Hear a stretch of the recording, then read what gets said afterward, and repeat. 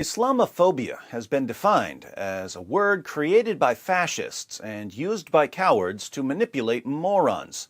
We normally hear the word Islamophobia when we object to Islam's call for the violent subjugation of the entire world, or to Muhammad having sex with a prepubescent girl, or to the Quran allowing Muslims to beat their wives into submission, as if there's something wrong with us for having an objection to slaughtering unbelievers in the name of Allah, or raping little girls, or beating women.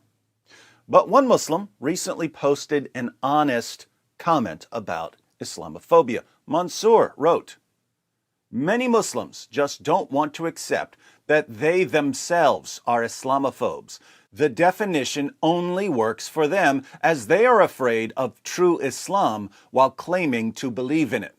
Kuffar who are afraid of Islam don't have a phobia, they have every reason to fear Islam."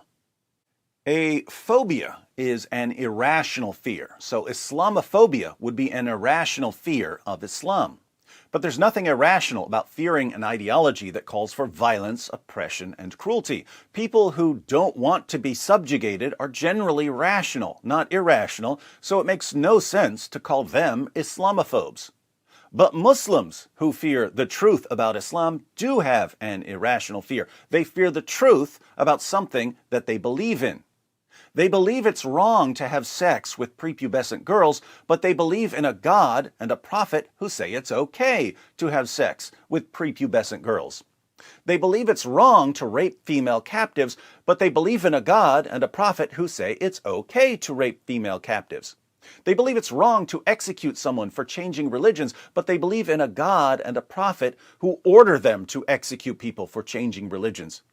They believe in freedom of religion, but their God and their prophet don't. They believe in freedom of speech, but their God and their prophet don't. They have Christian friends when their God and their prophet tell them not to.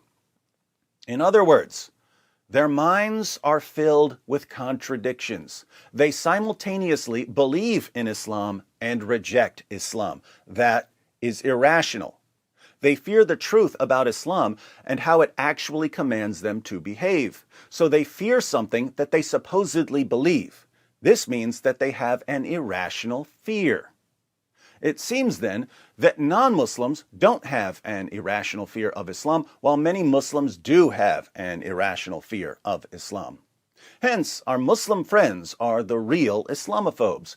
If they want to rid themselves of their irrational fear of Islam, there are two ways to do it.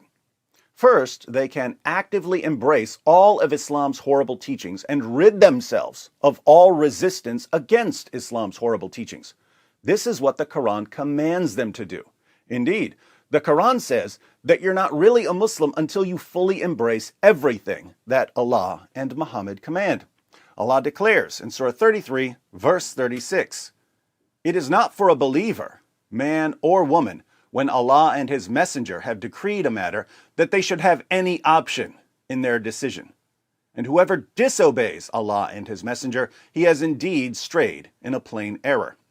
And in Surah 4, verse 65, we read, "But know, by your Lord, they can have no faith until they make you, O Muhammad, judge in all disputes between them, and find in themselves no resistance against your decisions, and accept them with full submission."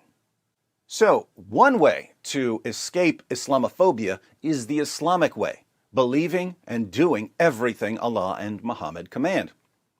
The second way a Muslim can escape Islamophobia is by abandoning Islam and becoming an apostate. Apostates may still fear Islam, but it's not an irrational fear, since Muhammad ordered his true followers to execute anyone who leaves Islam.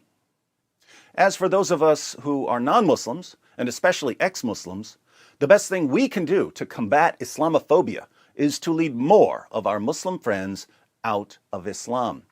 If we lead enough Muslims out of Islam, we can end the plague of Islamophobia.